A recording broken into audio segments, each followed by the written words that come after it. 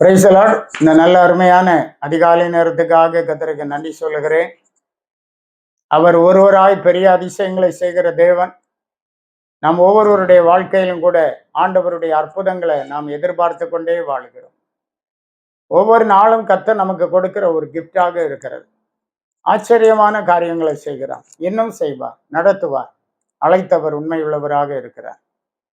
நாம் தியானிக்கும்படியாக ரோமர் நிருபம் 16ஆம் அதிகாரம் 20வது வசனம். சமாதானத்தின் தேவன் சீக்கிரமாய் சாத்தானை உங்கள் கால்களின் கீழே நசுக்கி போடுவார். நம்முடைய கர்த்தராகிய இயேசு கிறிஸ்துவினுடைய கிருபை உங்களுடனே கூட இருப்பதாக. ஆமென். சமாதானத்தின் தேவன், நம்முடைய தேவன் சமாதான காரணராக இருக்கிறார். அவர் சமாதான பிரபு என்று வேதம் இயேசுவை சொல்லுகிறது. நம்முடைய குடும்பத்தில் இயேசு வரும்போது சமாதானம் உண்டாகிறது. நம்முடைய இருதயத்தில் இயேசு வாழும்போது நமக்கு சமாதானம் உண்டாகிறது.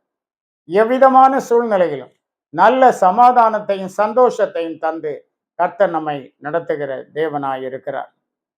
சங்கீத புத்தகம் 143 3வது வசனத்திலே படிக்கிறோம். சத்ரு என் ஆத்துமாவை தொடர்ந்து என் பிராணனை தரையோடே நசுக்கி வெகு காலத்துக்கு முன் மரித்தவர்கள் போல் என்னை இருளில் இருக்க பண்ணுகிறான். சாத்தான் எப்போதும் நம்மை இருளில் இருக்க பண்ணுகிறவன். நம்முடைய ஆத்துமாவை தரையோடு, பிராணனை தரையோடு நசுக்கி போடுகிறவன். ஆனால் கர்த்தர் என்ன செய்கிறார்? சமாதானத்தின் தேவனாய் சாத்தானை நம்முடைய கால்களின் கீழே நசுக்கி போடுகிற தேவனாய் இருக்கிறார். அவர் இன்றைக்கும் ஜீவிக்கிறவர், வல்லமையுள்ளவர். பேதுரு எழுதின 1வது நிருபம் 2ஆம் அதிகாரம் 24ஆம் வசனத்திலே படிக்கிறோம். நாம் பாவங்களுக்கு செத்து நீதிக்கு பிழைத்திருக்கும்படிக்கு அவர்தாமே தமது சரீரத்திலே நம்முடைய பாவங்களை சிலுவையின் மேல் சுமந்தார். அவருடைய தழும்புகளால் குணமானீர்கள். 2 விதமான ஆசீர்வாதங்கள். நம்முடைய பாவங்களை சிலுவையின் மேல் சுமந்தார்.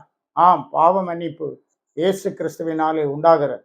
அவருடைய இரத்தம் சகல பாவங்களை நீக்கி நம்மை சுத்திகரிக்கிறது. 2வதாக அவருடைய தழும்புகளால் குணமானீர். எவ்வளவு காயப்பட்டார், நொறுக்கப்பட்டார். ஆம், அவருடைய தழும்புகள் நமக்கு சுகத்தை கொடுக்கிறது. இன்றைக்கும் கூட தெய்வீக சுகம் இருக்கிறது.